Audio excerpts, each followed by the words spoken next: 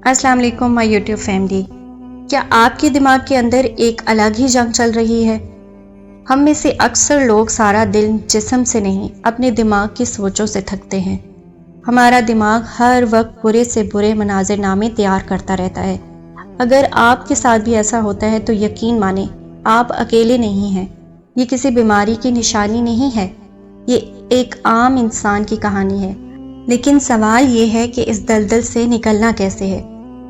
آج کی اس ویڈیو میں ہم بات کریں گے کہ اس دماغ کو ہر وقت برا سوچنے کی عادت سے کیسے روکنا ہے. پہلے یہ سمجھتے ہیں کہ دماغ ایسا کرتا کیوں ہے.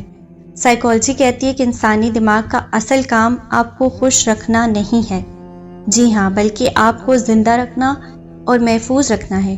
پرانے دور میں انسان کو جنگلی جانوروں کا خطرہ ہوتا تھا، اس لیے دماغ ہمیشہ خطرے کی تلاش میں رہتا تھا.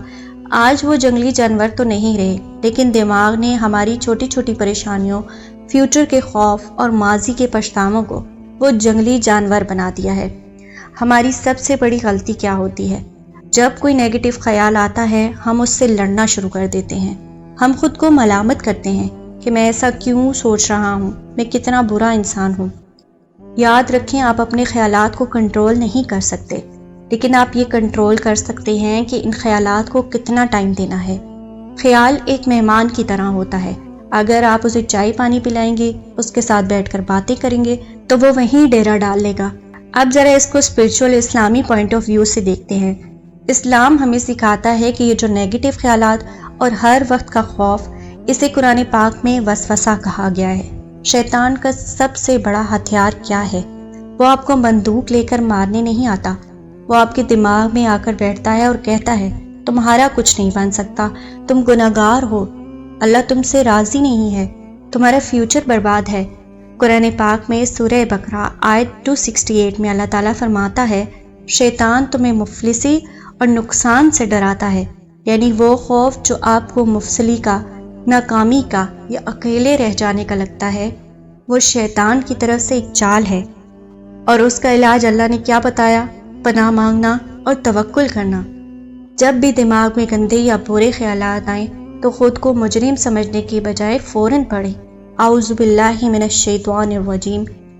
یہ صرف پڑھنے کے الفاظ نہیں ہیں، یہ اپنے مالک کو پکارنا ہے کہ یا اللہ یہ میرے بس میں نہیں ہے، تو سنبھال لے. دعا کے ساتھ ساتھ اسلام ہمیں عمل کا بھی حکم دیتا ہے.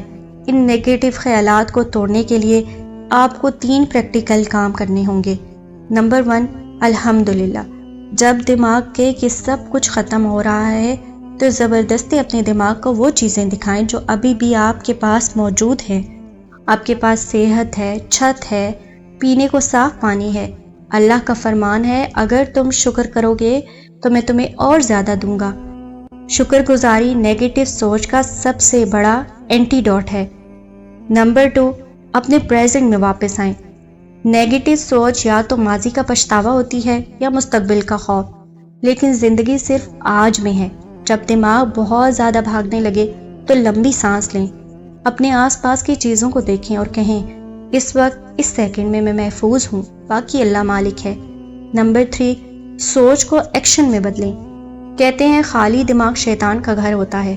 جب آپ فارغ بیٹھ کر صرف سوچتے رہیں گے تو وہ سوچیں آپ کو کھا جائیں گی.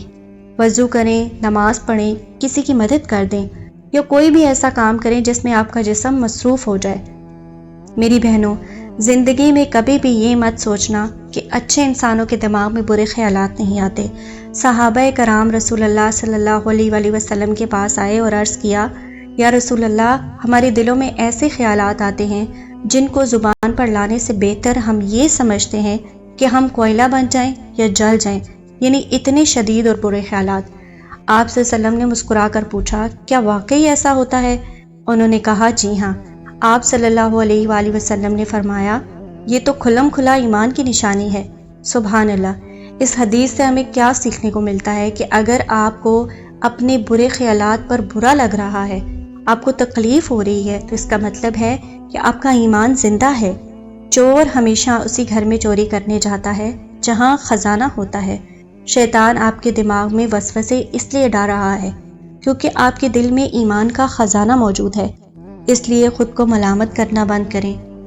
آج سے ایک عہد کریں جب بھی دماغ کہے کہ سب برا ہوگا تو مسکرا کر اپنے دل پر ہاتھ رکھیں اور کہیں میرے لیے اللہ ہی کافی ہے اور بہترین سارکار ساز ہے۔ دماغ کا کام ہے سوچنا اور آپ کا کام ہے اپنے رب پر بھروسہ کرنا۔ خیالات کو آنے دیں، انہیں گزر جانے دیں، ان کے پیچھے مت بھاگیں۔ اگر آج کی اس ویڈیو نے آپ کے دل کو تھوڑا سا بھی سکون دیا ہو تو اسے اپنے دوستوں کے ساتھ ضرور شیئر کریں جو ہر وقت اوور تھنکنگ کا شکار رہتے ہیں۔ چینل کو سبسکرائب کرنا مت بھولے گا۔ اپنا اور اپنے دماغ کا خیال رکھیے گا۔ اللہ حافظ۔